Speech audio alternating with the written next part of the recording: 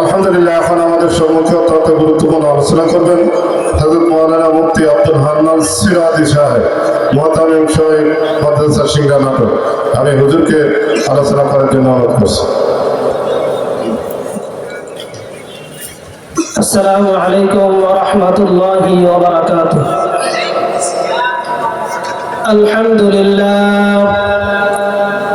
আলহামদুলিল্লাহি ওয়া কাফা ওয়া সালামুন আলা ইবাদিহিল্লাযীনা ইসতাফা।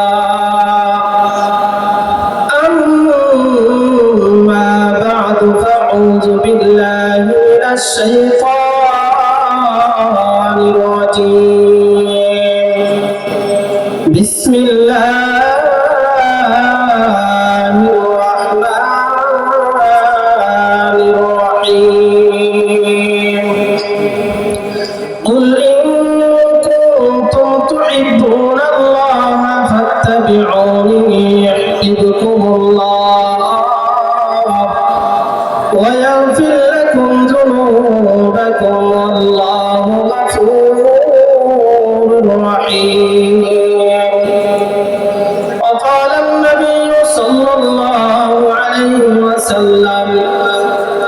من أحب سنتي فقد أحبني ومن أحبني كان معي في الجنة أو كما قال عليه الصلاة والسلام. صدق الله مولانا العظيم وصدق رسوله النبي الكريم ونحن على ذلك من الشاهدين والشاكرين والذاكرين والحمد لله رب العالمين. الحمد لله।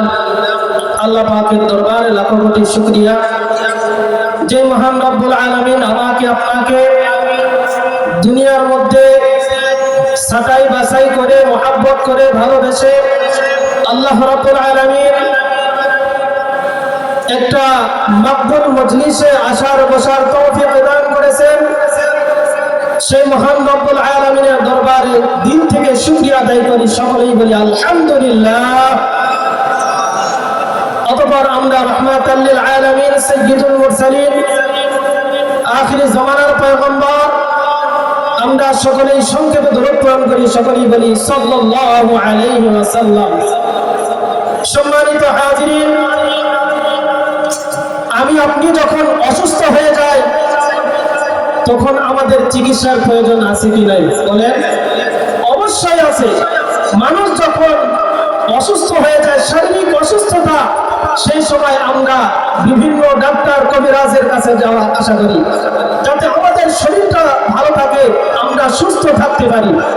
ঠিক তেমনি ভাবে আমাদের অন্তরের মধ্যে যে সমস্ত গুনাহ রয়েছে, হিংসা, অহংকার, গীবত, শিকায়েত, যত ধরনের পাপ রয়েছে, এই সমস্ত পাপ থেকে মুক্ত থাকার জন্য আল্লাহ রাব্বুল আলামিন আমাদের হযরতজির মাধ্যমে এই রসুলপুর ময়দানে রূহের চিকিৎসার জন্য আল্লাহ রাব্বুল আলামিন আমাদের ব্যবস্থা করে দিয়েছেন, ঠিক না?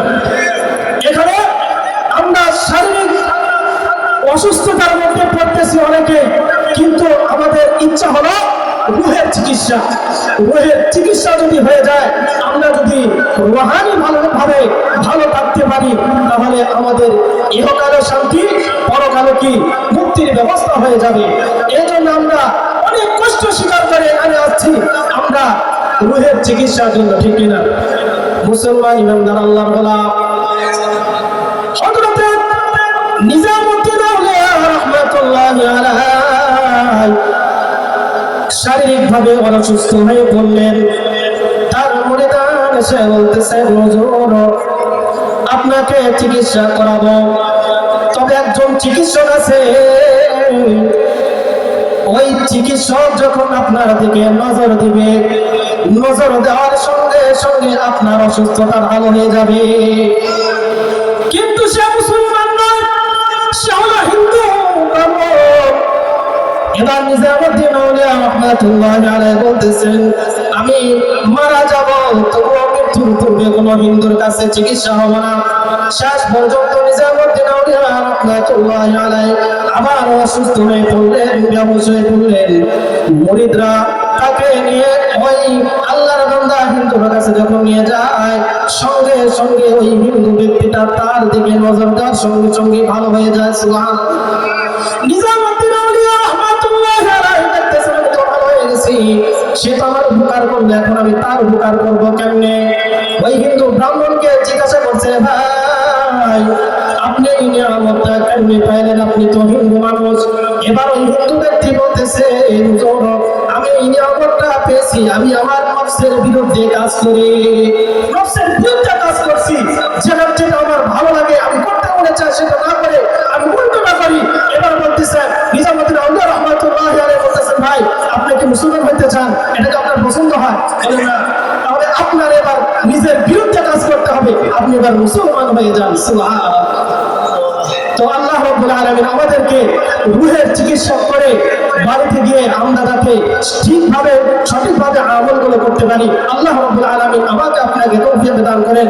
আমিন। ওয়া আখিরু দাওয়ানা আলহামদুলিল্লাহি রাব্বিল আলামিন। আসসালামু আলাইকুম ওয়া রাহমাতুল্লাহি ওয়া বারাকাতুহু।